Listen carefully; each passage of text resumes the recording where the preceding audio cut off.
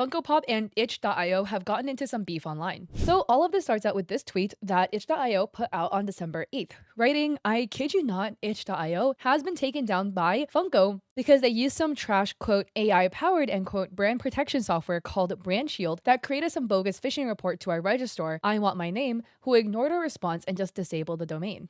I hope you are all having a nice Sunday evening. Also, for transparency, we did take the disputed page down as soon as we got the notice because it's not worth fighting stuff like that. Regardless, our registrar's automated system likely kicked to disable the domain since no one reads our confirmation of removal." And if you guys don't know what itch.io is, it is a place where you can upload indie games. It is like the core of the indie game community. It is how so many people get exposure by uploading their games on there, and people who enjoy playing games can find tons of amazing games to play. I taught a game design class back when I was in college, and we uploaded our games to itch. And Pirate Software, quote, retweeted this, and if you guys don't know who they are, they're an extremely big streamer and content creator who also owns their own game brand as well, their own publishing company. And they write, "This is honestly insane to see. We run our game jams through itch.io. This is actually the cross-section of two of my most disliked things, AI and Funko Pop. What a time to be alive." And Kenny NL, we've made a video about Kenny in the past. They make a lot of like free assets for game devs, etc. And then somebody kind of like yoinked their stuff. And Kenny writes, "It's a fantastic feeling waking up and knowing you won't have any income this day. Smiley face." And then Itch made this post the next day, December 9th, writing, "This is not a joke. Funko just called my mom." It is a photo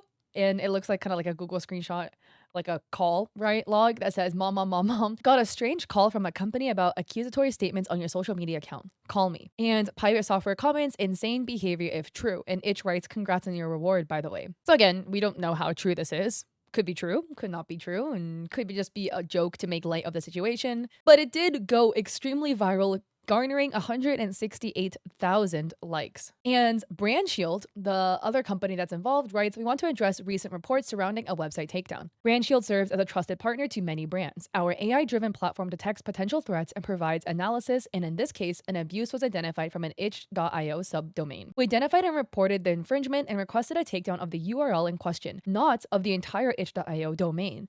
The temporary takedown of the website was a decision made by the service providers, not Brand Shield. Brand Shield remains committed to supporting our clients by identifying potential digital threats and infringement. We encourage platforms to implement stronger self-regulation systems that prevent such issues from escalating." Which, by the way to blame the victim in this scenario. And this entire thread basically got community noted. So if we look at the community notes, it reads, "This debacle started with a page resembling the Funko Fusion dev page. This normally results in a DMCA takedown request, which only takes down offending content. It links to a page explaining what DMCA takedowns are. I've had to submit my own DMCA takedowns before, and yeah, it doesn't wipe the entire website.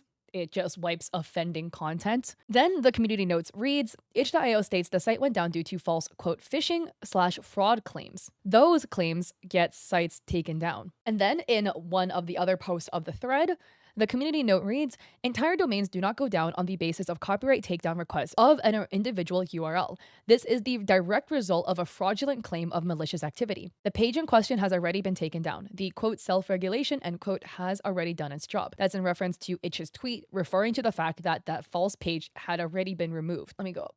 And then Pirate Software, quote, retweeted this, and I'm referencing their tweets because they are a large creator in the game dev space, and their tweet also just went really viral with 45,000 likes relative to Brand Shield's post that got 48 likes. And Pirate Software writes, "So instead of filing a DMCA claim to itch.io, you sent a takedown request to their registrar? Are you incompetent or just lying about your intentions? Wild behavior." And they add, "For those that don't understand why this would set me off, the company Brand Shield is a brand protection company that files infringement claims on behalf of their customers. In this case, they filed an infringement request with itch.io's registrar for a user-generated page that contained Funko Pop branding. This led to a complete takedown of the website for the better half of this morning. This is equivalent to Twitch being taken down because a single user was streaming a copyrighted movie." And again, by the way itch.io works is anybody can go to Itch, then create their own page, and then upload their game to it. So it would be hard for itch.io to regulate the amount of these popping up. And if one bad actor pops up, it's again not itch.io's fault. It's that dude or person who decided to upload some copyrighted IP. Pirate continues, itch.io has a very easy process for handling DMCA claims, and these were ignored. It's clear that Branchill didn't do any research before firing the gun and shouldn't be taking actions as such. A brand protection company should know better. The registrar should know better, and Funko Pop should know better. And Pirate continues, to follow this up, Branchill has tried to blame the victim here. And then Funko on their Twitter page writes, at Funko, we hold a deep respect and appreciation for indie games, indie gamers, and indie developers. We're fans of fans, and we love the creativity and passion that define the indie gaming community. Recently, one of our brand protection partners identified a page on itch.io. I'm so sorry, by the way, my cat is meowing right now, imitating the Funko Fusion development website. A takedown request was issued to address this specific page. Funko did not request a takedown of the itch.io platform, and we're happy the site was back up by this morning. We have reached out to itch.io to engage with them on this issue, and we deeply appreciate the understanding of the gaming community as the details are determined. Thank you for sharing in our passion for creativity. And this got community noted. And the community note reads, the quote takedown request end quote in question was a quote fraud and phishing end quote report to the registrar instead of the more usual DMCA request, according to the person who runs itch. And people in the comments were not happy.